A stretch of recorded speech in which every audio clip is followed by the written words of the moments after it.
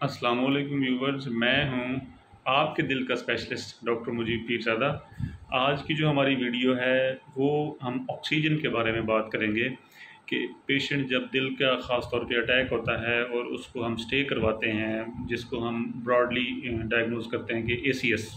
Chest pain वाले patient को basically हम डायग्नोज करते हैं ACS के साथ, और उसका हम स्टे करवाते हैं CPU के अंदर जो चेस्ट पेन यूनिट होता है, या डायरेक्टली हमारे पास पेशेंट अगर वार्ड में लैंड करता है तो वहाँ पे हम जो है ना उसका स्टे करवाते हैं। तो उसमें जो बुनियादी चीज़ें देखी जाती हैं कि पेशेंट को जो है ना वो ऑक्सीजन कब कब लगानी है और उसकी गाइडलाइंस क्या हैं, रिकमेंडेशंस क्या हैं उसके बारे में। इसमें जो इनिशियली प्रैक्टिस की जाती थी ना वो ये होता था कि जैसे पेशेंट अटैक के साथ आया और उसको एडमिट किया, उसका उसका स्टे करवाया, तो फ़ौरन ही साथ ही जो है ना उसको बेड के ऊपर ऑक्सीजन अटैच कर दी। लेकिन फिर एडवांसमेंट्स हुई, स्टडीज़ हुई, तो उसमें ये देखा गया कि पेशेंट जो अटैक वाला आता है तो उसको अनड्यू ऑक्सीजन अटैच नहीं करनी। इसके कुछ मुज़र असरात भी है कि जब आप उसको ऑक्सीजन चला दें और खुसूसन हाई फ्लो पे चला दें तो वो कोई फ़ायदेमंद ना साबित हुई। उसमें फिर ये डिसाइड किया गया कि कुछ ख़ास कंडीशन में जब उसके रिकमेंडेशंस बने तो तब आप जो है ना उसको ऑक्सीजन लगानी है। ऑक्सीजन लगाने के जो तरीक़ाकार हैं उसमें जो है वो बुनियादी तौर पे तो हम जो है ना वो नेज़ल कैनोला के साथ मोस्टली ऑक्सीजन अटैच की जाती है, और इसके बाद फिर आता है फेस मास्क, और उसके बाद फिर आता है कि आपने जो है ना एंडोट्रेकियल ट्यूब ETT पास की और फिर पेशेंट को जो है वो आपने ऑक्सीजन चलाना शुरू कर दी। अब इसमें ये है कि पेशेंट को हमने ACS की डायग्नोज किया, उसको इनिशियल मैनेजमेंट की, बेड के ऊपर लिटा दिया, और ऑक्सीजन लगाने से पहले हमने सैचुरेशन चेक करनी होती है। गाइडलाइंस ये कहती हैं अगर तो उसको बिलो 94 सैचुरेशन आ रही है, 94 जो सैचुरेशन ऑक्सीजन का जो लेवल है उससे कम है, तो फिर हमने जो है ना उसको नेज़ल कैनोला के साथ अटैच कर देनी है, और फिर मॉनिटर करते रहना है जितने लीटर पे वो 1 2 3 अकॉर्डिंगली जितने पे उसकी जो है ना वो सैचुरेशन मेंटेन हुई, फिर उस हिसाब से हमने उसको फर्दर चलाई। इसके बाद फिर देखा अगर उससे उसकी सैचुरेशन नेज़ल कैनोला से नहीं हो रही तो फिर हमने जो है ना उसको फेस मास्क अटैच करना होता है, और उस हिसाब से फिर वैसे ही उसको टाइट्रेट करते हैं जिस पे उसकी सैचुरेशन 94 प्लस हुई, फिर उसी लेवल को हम मेंटेन रखते हैं। और इसमें फिर वीनाव का सिस्टम भी होता है कि कुछ हम ऑक्सीजन फ्री जो है उसको लेवल्स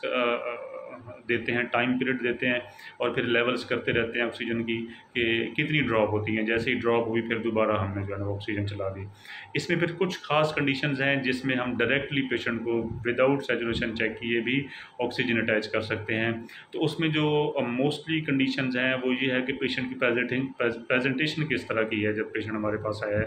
आया वो डिस्ट्रेस में तो नहीं है। इसमें फिर गाइडलाइंस ये कहती हैं कि अगर वो पेशेंट है इस कंडीशन में कि उसका सांस बहुत ज़्यादा मुश्किल आ रहा है, तो फिर डायरेक्टली आप उसको जो है ना ऑक्सीजन अटैच कर दें। या पेशेंट आपको लग रहा है कि वो साइनोज्ड है, मतलब वो ब्लू हुआ है, वो साइनोटिक उसकी लुक है, उसकी लिप्स और उसकी टंग के अंदर और जो उसके लिम्स हैं उसके ऊपर आपने चेक किया और आपको लगा कि पेशेंट की सैचुरेशन ड्रॉप कर रही है, तब भी आप विदाउट ऑक्सीजन चेक किया और फिल 4 हम जो है ना वो उसको ऑक्सीजन अटैच करेंगे। फिर उसके बाद जो है एडवांसमेंट्स जब आती हैं कि फेस मास्क के साथ भी जब नहीं आएगी, तो फिर हम सैचुरेशन मेंटेन करने के लिए जो उसको या तो हम ETT पास करेंगे या जो है ना उसको जो है ना वेंट पे डालेंगे। तो उसमें फिर ये होता है कि पेशेंट ख़ास तौर ये वो वाले पेशेंट होते हैं जिनका तो या तो वो कार्डियोजेनिक शॉक में होते हैं, मोस्टली वो तो पेशेंट ऐसे होते हैं कि वो इतना रिवर्ट भी नहीं हो रहे होते, फिर हमें जो है ना वेंट पे डालने की भी ज़रूरत इवन पड़ जाती होती है अगर रिस्पॉन्स अच्छा ना आए तो। या फिर दूसरी कंडीशन ये बनती है कि पेशेंट को पल्मोनरी एडीमा हो गया है। पल्मोनरी एडीमा क्या है कि जो अटैक हुआ और उसमें दिल का पंप कमज़ोर हुआ या दिल का वाल अचानक लीक हो गया, तो बैक फ्लो की वजह से चेस्ट के अंदर जो है वो पानी आ जाता है फेफड़ों के अंदर, उसको हम पल्मोनरी एडीमा कहते हैं। और लेफ्ट वेंट्रिकुलर फेलर भी, उसमें भी पल्मोनरी एडीमा ही हो जाता है। तो उसमें फिर हम जो है ना वो ETT या इवन फेस मास्क के ज़रिए ऑक्सीजन देते हैं और इसका बड़ा अच्छा रिस्पॉन्स आता है। ये उसकी गाइडलाइंस में भी है कि पल्मोनरी एडीमा के अंदर आप ऑक्सीजन दें ताकि पेशेंट जो है ना वो जल्दी रिकवर हो जाए। तो उम्मीद करता हूँ कि आज की वीडियो आपके लिए बड़ी मालूमाती होगी। आप अपना ख्याल रखें, अपने करीबी लोगों का ख्याल रखें। सबसे पहले सेहत। अस्सलाम वालेकुम।